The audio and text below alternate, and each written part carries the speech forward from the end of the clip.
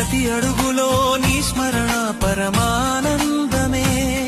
నీ భక్తుడై పుట్టడం నా గొప్ప వరమే. నీ సేవలో తరించడం నా అంతరంగ బలమే. శరణం శరణం శరణం శరణం శరణం.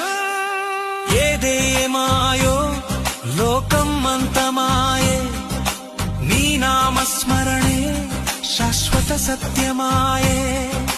నేటి నుండి నేను స్వామి సేవకుడిని, నీ దివ్య సన్నిధిలో లీనమైన శిశువుని. కార్తీక సోమవారం నీ మాల ధారణం, భక్తితో ఉరకలేస్తూ